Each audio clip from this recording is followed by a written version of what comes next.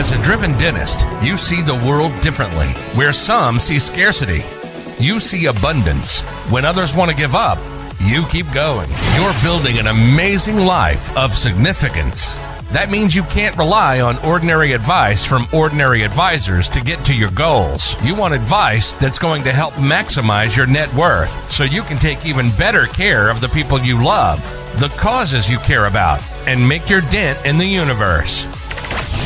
But the fact is, this advice remains hidden because relatively few professionals are well versed in them, and the extremely affluent don't care to let you know about them. Join us as we pull back the curtain to reveal the often hidden advice and strategies used by today's most successful individuals and families. Welcome to Dental Wealth Nation. Here's your host, Tim McNeely.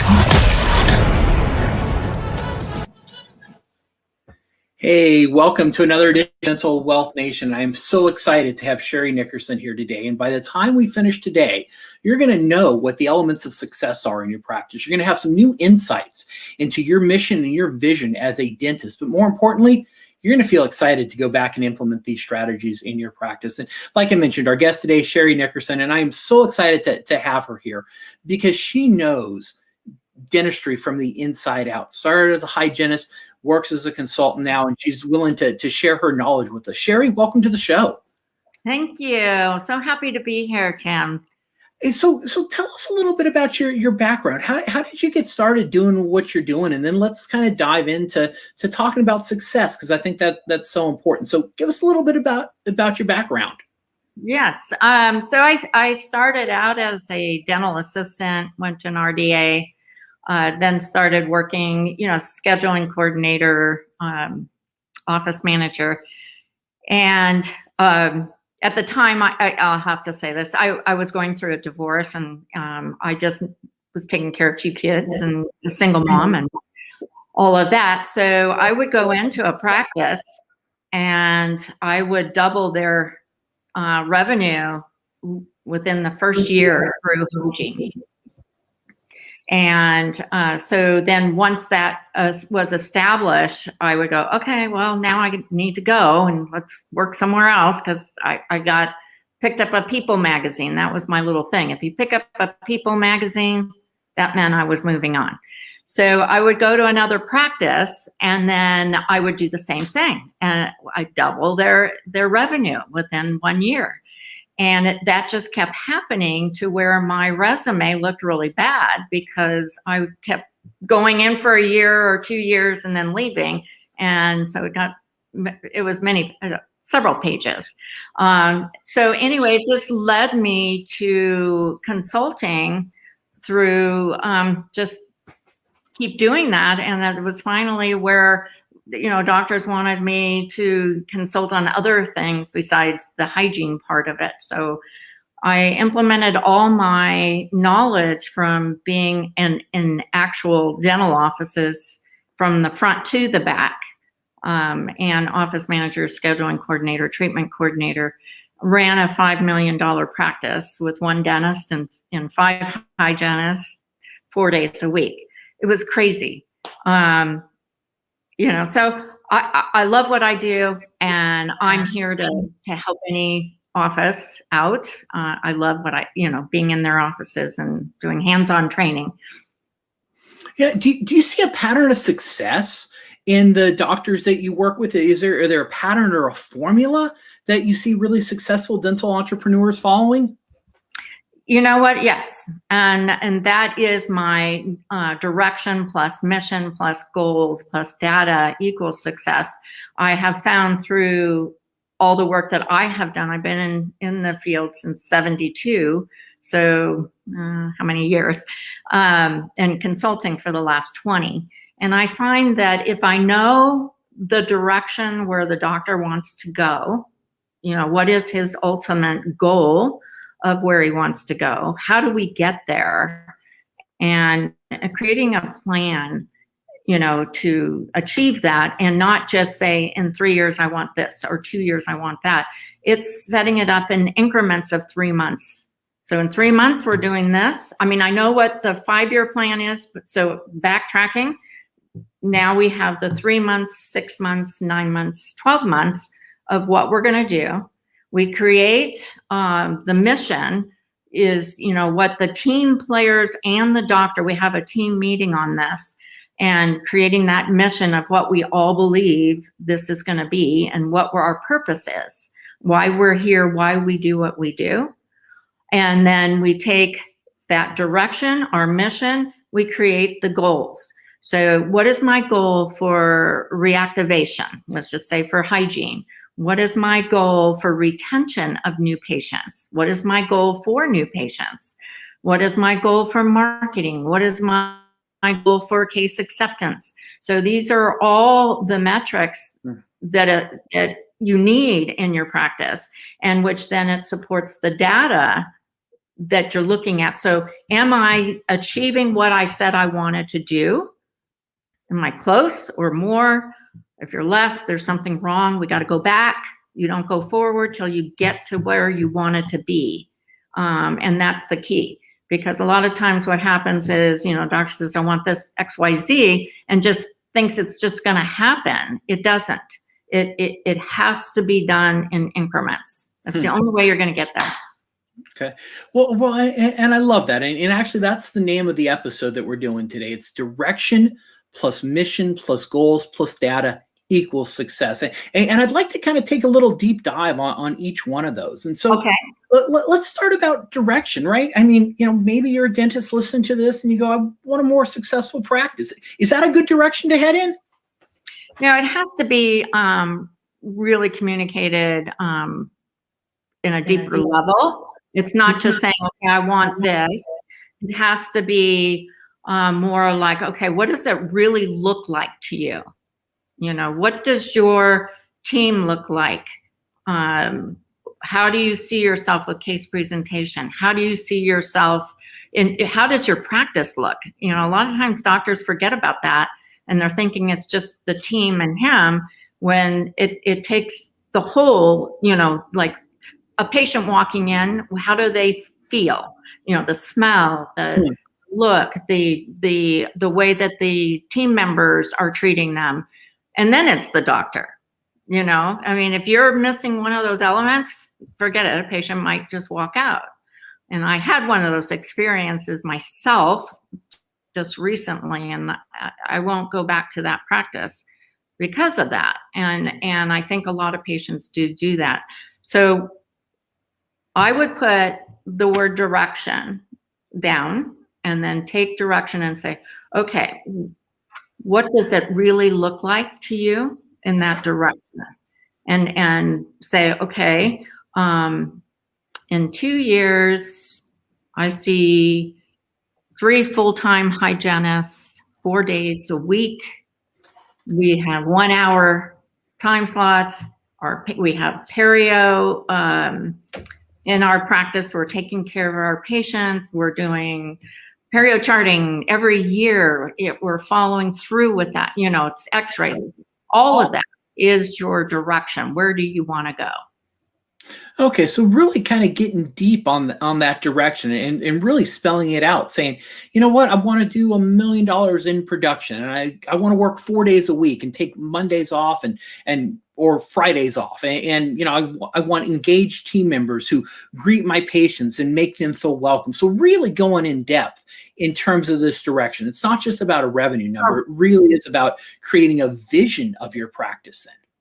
Correct. That's exactly it. And the only reason why I don't use the word vision now is because I used to use it all the time. But I just, I think every doctor has heard that a zillion times, vision, vision, vision. And then they get lost on that vision. Oh, I've heard about that a zillion times, and everybody knows my vision. You ask your team, what is my vision? And they'll look at you and go, I don't know, I guess take care of patients, so it's getting more. So it is like a vision, to be clearer for the one, it's the same thing. It's just getting very detailed in your direction. Okay. All right, so really start with that direction that you're heading in. Once you've got that, what's the next element of success that you see successful dental entrepreneurs have? Okay, so really good question. And what I find is a lot of times the doctors will kind of create their own stuff in their own head and expect the teams to know it, and that doesn't work. To unite the team, to be really working together as a team, is that you have to talk about those directions and then sit down and really write a mission statement. And that mission statement is how all of you feel after this direction was established. Okay, this is what we are going to do. And how do we convey that to our patients so that they know? Okay. So it's, I would say just what I do in going into, I love going into practices. So when I go in, I have a bunch of cards that have words on them, and I lay them all out, and everybody picks a word that they have the energy towards, I guess, if you want to say. And then we take all those words and we create a mission statement from that, because that was something they felt and could understand. So if I chose empathy, let's just say, so then we would use something with empathy in it, because each person chose a word. It really pans out pretty well. And then, we just get a 2-line mission, and we post it in the office, in the waiting room or a reception room, the lounge area. Okay. Now, when you're developing, and I want to kind of touch on that direction again, because you mentioned starting to align the team. What role should the team play when you start establishing direction? Is it important to listen to them, or should this be really doctor driven, or do you want this developed with the input of the team also? Yes, and this is where I feel it's so important. If you want that A team, you must involve your team. If they talk about leaders, what type of leaders there are, and the leader that is a micromanager, let's say, he's not going to listen to anybody else, and he makes his own decisions, and then everybody's just trying to fit in, and nothing ever works because it's never good enough. So if we have a leader that says, you know what, team, let's just sit down and let's just talk about, what about you? What is your plan here? Are you planning on staying for a long time? Are you want to be a hygienist, or do you want to become a dentist, or what are their goals too, or what their thoughts are? And if you involve the team, the idea is to make them feel like they own it too, because if they feel like, oh, he's listening to me and he's making me feel like I'm really a part of this practice, so I want to give more. It's kind of like, if you have kids, which most of us do, and let's just say, if I always yell at Johnny for picking up something that he shouldn't be picking up and saying, bad boy, well, he's going to keep doing it just because he gets attention. But if I say, Johnny, put that down, and Johnny puts it down, and I say, you know what, that was really good. Thank you so much for listening. He's going to want to do that again because he got rewarded in a different way. And maybe that's not really a good example, but it's how you raise your children too. Is what you say to them is where they want to do more of the positive things than the negative. Yeah, absolutely. All right. So you develop that direction, right, with input from your team, so that you're working on getting those A players together. From there, you use that direction to help develop some mission statements so that everyone's aligned, so that you know what direction you're heading in. What do you do then, Sherri? So I implement a system that we take all the metrics of a practice, which could be about 20 things, pick pick the top 4 that we want to work on for the first 3 months. And then we label that. And then we say, okay, what is the plan? Who's going to be doing this? Who's following up? What does this look like? So the reports you're printing, let's take reactivation of hygiene. So who's going to call, what months, and then what's going to happen at the end of the month? You have to share it, because then you feel like that nobody really cares. And if I may, I'd like to just share a short little story. Yeah, well, when I was working as a hygiene coordinator, and I had a list of patients to call, and the doctor would always come up and say, "Did you make all your calls today?" And I'd say, "Yeah, but did I? No." He wasn't checking anything. And I thought to myself, how do I fix that? How do I create something that is rewarding to me and is rewarding to him? So the system I use to this day was created that way. And that's my reactivation system. And so now I teach, what months you call. So you go 2 months ago, 4 months ago, 6 months ago, and it's only that month of the 2, 4, and 6. And you call each one. You're not just sending emails. For God's sake, pick up the phone. I mean, that personal touch is so much better, especially now. So they make that phone call. There's scripting to go with that. And then they just make their notes. At the end of the month, we go and we tally up. So for the 2 months ago, how many patients did you call? So let's just say there was 20. 4 months ago, how many was there? 20. We're just going to make it easy math.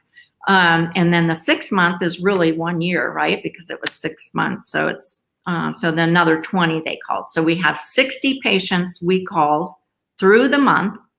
And now I want to know, how many of them did you call out of that 60 that you got direct contact with and you made an appointment? So that number. Then how many of them did you leave a message with? And then what's that number? How many of them you left a message with and they called back and scheduled? And we got that number. And then how many did we call them lost that aren't returning to the practice, and why not? So now we get all those numbers, and we share that at a team meeting at the end of the month. Because if there was 60 patients, and let's just say I got 10 scheduled or 15, well, let's celebrate, because that's good. You work the system and you've got that many back in. That's awesome. You're not looking for 100%. You're just looking to get at least 10%. Okay. Is celebration. Oh. But if you don't talk about it, then nobody knows. And you feel like you're just calling everybody and it's boring, tedious, and you don't want to. So this way, and we use colors and all kinds of things just to change it up a little bit with colors. All right. But I've been very successful with that. So make the goals fun is what you're saying, right? Have some fun with it. Use colors, track it, and don't just have these goals operate in a silo. You want to communicate these goals with everyone so that if you're hitting them or missing them, and make those adjustments. Yes, and that's right. What is working and what is not? So if I waited till the end of the year and said, "Oh, look what I discovered," and then you're like going, "Okay, well, we should have done this or that throughout the past year, and now I got to make up that and this going forward." Yeah. So you can make changes every month. If something is working, great, keep going. If it's not working, no problem. Let's discuss it. Where do you feel that challenge is? How can I help you? Let's change it and do this. Usually a lot of times the scripting is key. And the person who's responsible for that task will say all this stuff and doesn't get any phone calls back. And I tracked it for that month, right?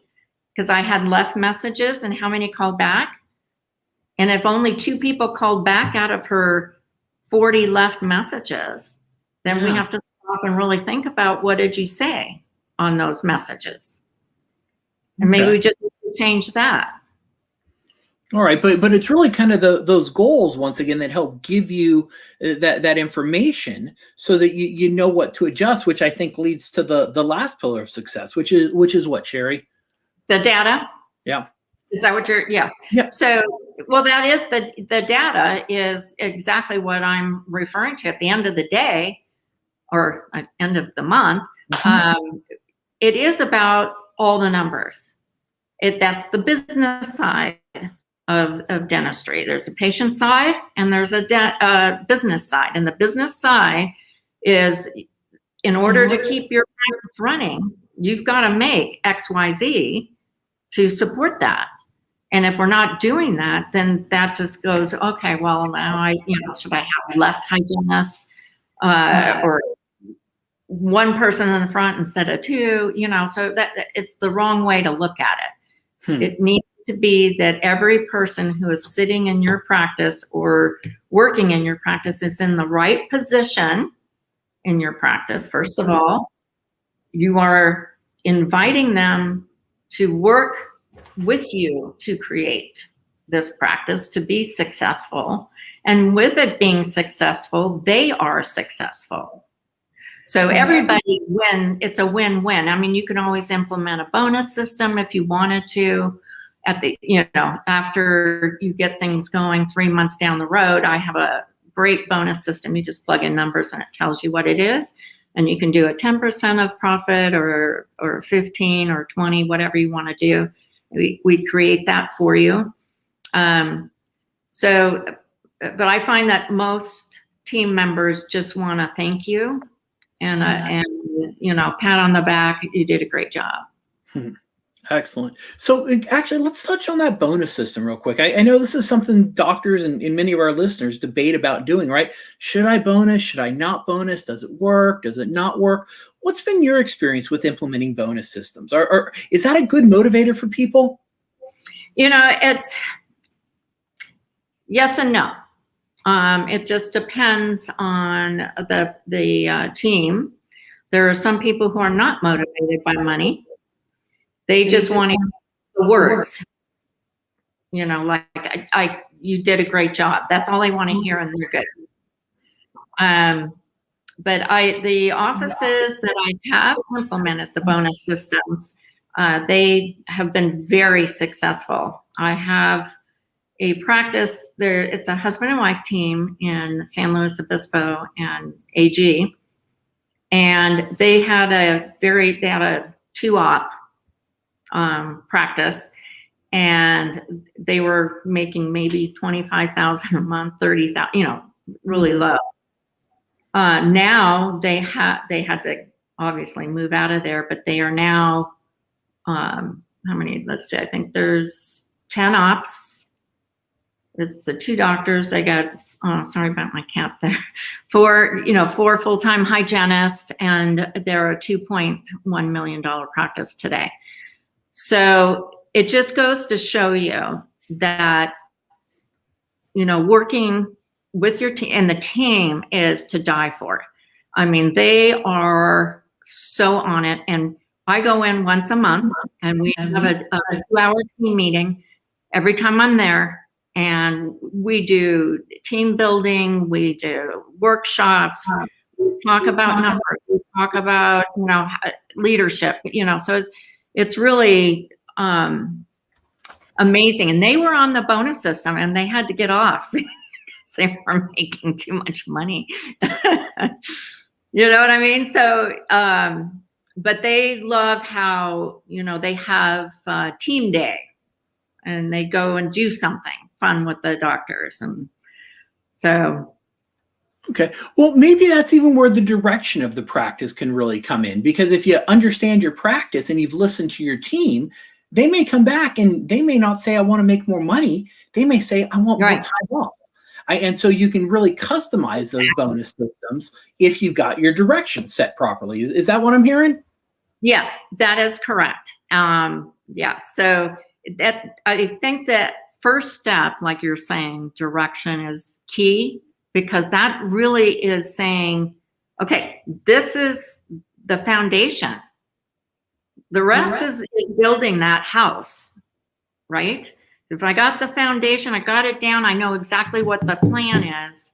And I know what everybody wants, what they need. You know, when I'm there, I always ask, you know, like, what is the action plan for today, for everybody until I come back? Anybody need help on anything, whether it's one of your teammates or if it's from me, you know? So it's all about communication and really listening, because a lot of times we can communicate and we're not really listening. So that have to be concise on that. Okay, excellent. So, you know, you mentioned, you know, this practice you were working that has a team that's absolutely to die for. Did that team just happen? Was that an accident, or were there strategies and tactics, and was there strategic things that happened behind the scenes to bring that team together? Or did this dentist just luck into it? No, he didn't just walk into it. You know, and I think back now, how many meetings we have had, and all of us have worked very hard together to really bring everyone together. And I think that's where I try to, you know, with the two practices, because there's times where we have both practices and we're all together. So there's about 30 of us in a room during this team meeting, and we all, like, I'll just at the end, you know, have something like, tell me something nobody knows about you.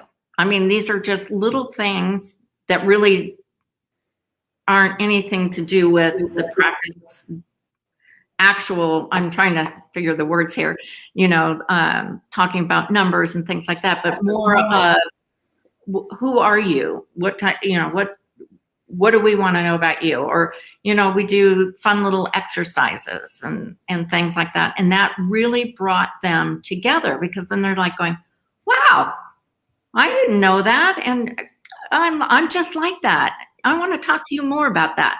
And you start to build that relationship and that bridge. I call it a bridge, because then, you know, if the other girl that's working in the back and wants something from me, she's not going to just like say it and order it from me. She's going to say, hey, you know, could you do me a favor and just get that? You know, our communication is done better than I'm, you know, thinking she's saying something else that she really didn't mean. I mean, that's what happens with a bunch of girls. Okay. I don't know if I answered your question. Yeah, so really there was a lot of intentionality that went into building this team, right? It was the team meetings. It was taking into account everything that was important to everyone. It wasn't just, you know, it didn't just happen. There was intentionality, there was effort, there was work that went to assembling this team. Yes, and I even had, which I found was really great, is in when we would have we would have a year planning meeting, which was a 3-hour or 4-hour team meeting. And I would have each department create something that they share that the other members don't know. So hygienists would share something. It could be something new in the hygiene world, you know, or training us. We had one doctor training about CEREC, you know, some new things about CEREC. I mean, it's just great when they can get up and have 5 minutes to share something that they know that would be beneficial for the rest of the team.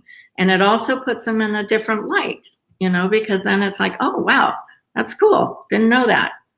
Yeah. Okay. Very, very exciting. Now, I want to talk about tennis here for a minute. Not just because you love tennis and it's a fun little sport, but you've learned a couple valuable lessons from tennis, haven't you? Oh my goodness. I got to tell you, I live in Palm Desert, so tennis You do area. well. Yeah. And I learned so many lessons through tennis. My first year here, I was taking tennis lessons every week, and I wanted to be really good. And he said, well, then you need to move your feet. And I said, I am. My legs hurt. I'm sweating, and he goes, no, you're not. And I said, okay, that's it. So I went and bought a Fitbit, and I went back on the courts and I worked with him, and I looked at my Fitbit at the end and it was like hardly any steps. And I'm like, oh my God, I'm not moving, So that kicked me into gear and said, okay, so now here's the metrics. I've got to do this. This is the data that I'm going to have here. And my mission is to be, I'm going to be the best 3-5 player out there. And just being out there with these ladies who are very strong, you got to work as a team. You can't just go in there and just have it as your ball. I play doubles. And so, the team players, we have to read each other. We have to communicate, yours, mine, whatever. And so now I'm on 3 leagues out here for USTA. And I love the competition. And I see who's not a team player, and I was like, oh my God, don't they get it? And you got to start all over again.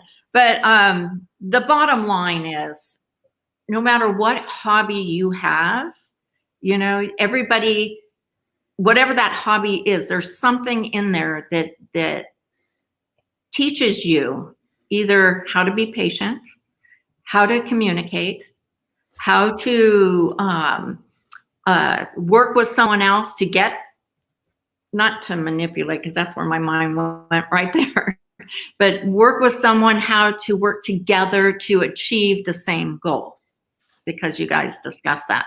And so, right, it's like football, basketball, baseball, they all have coaches that are seeing the blind spots and going, okay, here, this is what you need to do, and this is what you need to do, but they're communicating.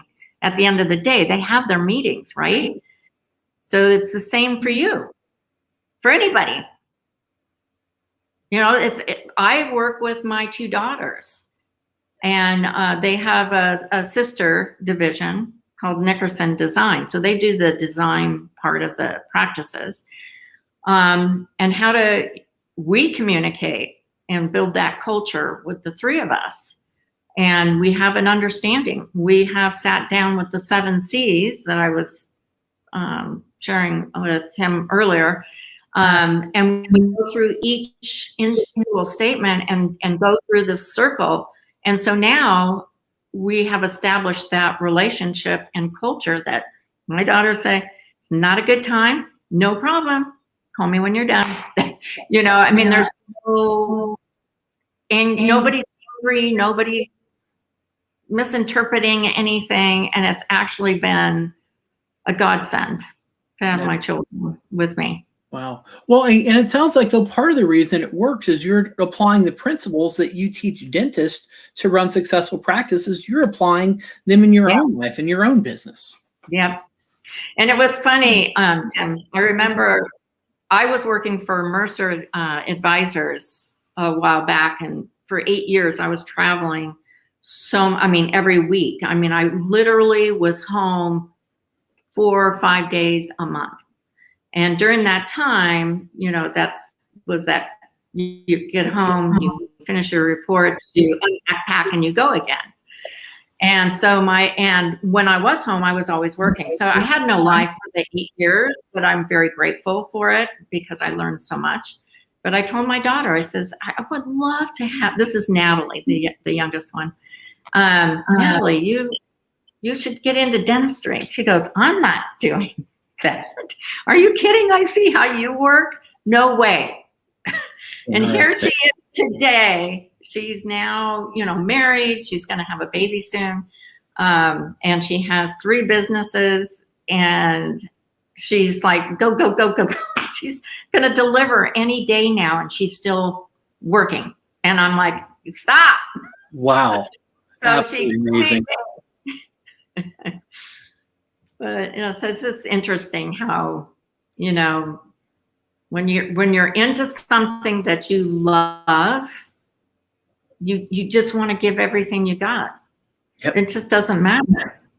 Very true. About time or anything. I mean, look at you. I mean, you have always, as long as I have known you, we've done a lot of seminars together and, have a lot of connections with people, and you've always been very focused and have a love for what you do. So it's good that you're, now doing Dental Wealth Nation and other things that you're doing. It's just awesome to see that. Thank you. So, right, if you're listening to this, right, maybe you're a doctor and you're thinking, I don't know where to get started, right? I hear all this great stuff about establishing direction, and they're thinking, I don't even know what direction I just want to get out of this gauntlet called practice ownership and have a good quality of life, or maybe they can't even put together that direction, right? How can they get started on this? Because I know sometimes this can feel so daunting to do these things. Right. They just need some guidance. I offer anyone who calls from this podcast that, we can schedule an hour on the phone and talk about some of those things and see where you want to go. And if you want to move forward with me, yay. If not, no worries. It's, I'd be more than happy to help you just kind of think through it. You can write the word down for starters and then start drawing lines. Okay, so I want to go here, I want to go here, this is what this looks like, or write them out, or however your mind works to really get a hold on what it is that your direction is. Okay. But I'm here to help if you'd like. Excellent. Well, and I know that can be so helpful sometimes just to have someone as a sounding board, because like I said, oftentimes you may be confused about what you want. And there really is kind of a process and some thought that has to go into pulling these things out. And having someone as a sounding board can be absolutely fundamental in doing this. Absolutely. So Sherri, any closing thoughts here before we sign off? Yes. Just because I just did a thing on what makes a world-class team, I have 4 wise things to share. All right. With you. One is to find a solution and on any issues and move on. Don't have something come up and you don't handle it right then and there, and you wait, and then it keeps building, and then team explode with each other, or however, so make sure you talk about, what the issue is, what's the solution, and then move on. Second thing is to step back and build a bridge. And what I mean by that is, being with your doctors or being with your team or your spouse or anybody is, when situations happen, good or bad, is just step back and just go, let's talk about it. Let's have fun with it. What are you really saying? I'm hearing you say this, and I think maybe if we did that, and then you come up with your plan. So step back and build a bridge. Third thing is it's okay to be passionate as long as it doesn't become personal. So we know us passionate people can be very, very passionate. And I can go into an office and every minute I got to be doing something and making sure someone is learning something. And sometimes that passion can be a little overwhelming or too strong. So I always have to not take it personal and just remember, everybody is different. Everybody learns a different way, whether it's reading or touching or what are the other things, just communicating. So just remember that and to make sure that, you kind of look at that and not take it personal. Okay. And then my last one is, which it will be interesting if you get this one.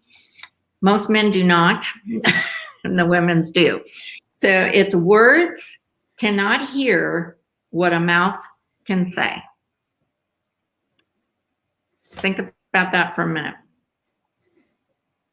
Sometimes we say something that we don't mean, and when words come out and we're not thinking because our committee's going on with something else, and so the mouth, when we speak, it can't hear what that message is. So you have to really, step back. Oh, what was that? And this is all part of communication, and so for the women out there, I don't even have to explain. The men are going, what? Very, very interesting. So those are 4 very encouraging things, Sherri. So how can we get in touch with you? How can we find you? How can we take advantage of that 1 hour session with you so that we can get a little clearer on our practice and start making some progress on our important goals? Thank you. I would like to give out my personal cell phone, and you can just reach out to me.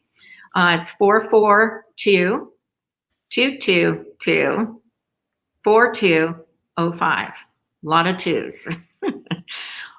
You can just reach out to me. If I don't pick up, just leave me your name and your phone number, and I'll be happy to return the call. I answer emails and phone calls the same day.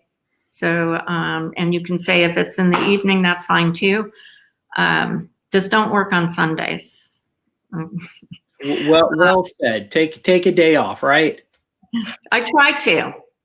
I play tennis in the morning and then I come home and do some more work. Good. Well, hey, Sherri, thank you so much. I certainly have a better understanding of what the elements of success are. I love that framework. Direction plus mission plus goals plus data equals success, right? You got to have that framework. So thank you for giving that to us. And I know we have a new framework, a new insight into mission and vision as dentists and how that relates to our team and putting that team together and involving them. And I know I'm excited, and hopefully you're excited too, to go back and implement these strategies. So don't just listen to this stuff.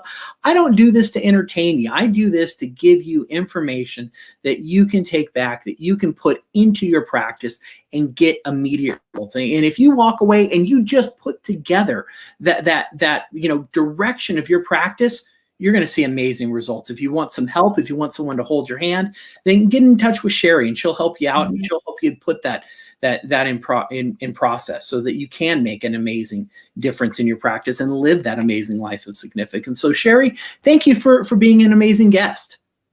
Thank you so much for sharing with all your listeners. Let's make a good 2021.